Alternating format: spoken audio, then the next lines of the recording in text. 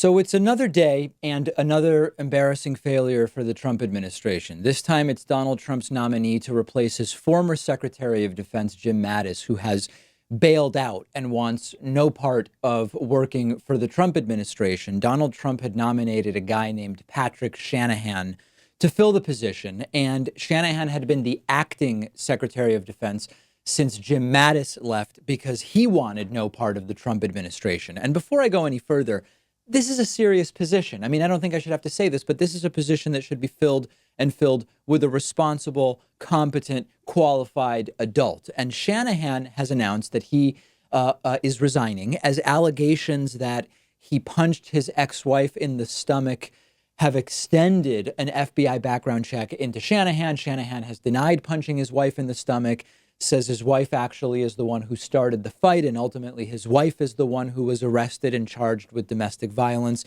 And this entire incident overlaps with or is connected to a fight that supposedly started because of a briefcase, the contents of which Shanahan would keep in a closet near their bathroom. We don't need to go into all of the details, but this is off the wall bonkers family drama. And in general, Shanahan's family life is a pretty big mess. His son, when 17 years old, hit his mother with a baseball bat. She was in the hospital because of it. Shanahan flew from Seattle to Florida and stayed at a hotel with his son until his son eventually turned himself in. I mean, it's truly horrible stuff. A lot of different views as to what is the exact truth about this, but ultimately this has led to Shanahan resigning and Donald Trump following up by withdrawing Shanahan's nomination. And once again, this gets back to the same issue that has been plaguing the Trump administration. If the Trump administration took background checks more seriously and did their own so-called extreme vetting before the FBI gets into all of this, it would save everyone a lot of public embarrassment. It would save the Trump administration a lot of wasted time in nominating and then withdrawing nominations for people who are entangled in all sorts of personal messes. So this is one of those cases, though, where Trump's embarrassment and failure to get his top pick into a position might actually result in getting somebody even worse on the job. Donald Trump has now named Mark Esper, the Secretary of the Army, to be acting Secretary of Defense. We don't know whether he will be Trump's eventual nominee for permanent Secretary of Defense, but what we do know is that Esper is a total military-industrial complex guy. He's a former executive at Raytheon, one of the biggest contractors,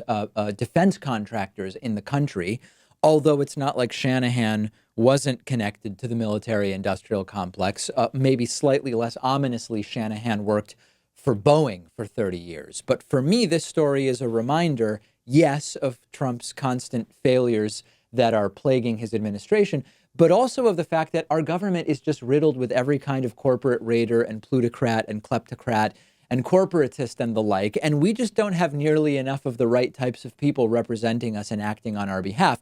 We don't even know at this point, as I said, whether Mark Esper will eventually be Trump's pick for permanent Secretary of Defense. He's just now acting Secretary of Defense.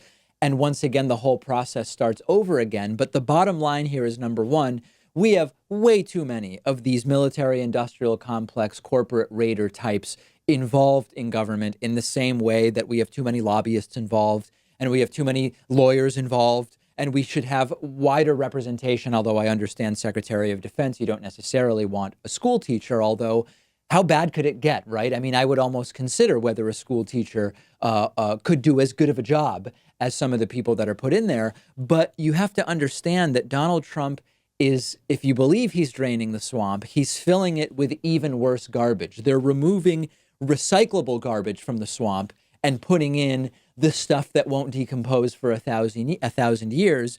But in the back of all of this, is there the possibility that the real reason for the change in who is going to be Donald Trump's Secretary of Defense could be related to Iran policy? Is it possible that, as Tucker Carlson is advising Trump on Iran now, I'll get to that story later in the show, is it possible that Trump and Shanahan did not see eye to eye on what Iran policy should be? I don't know.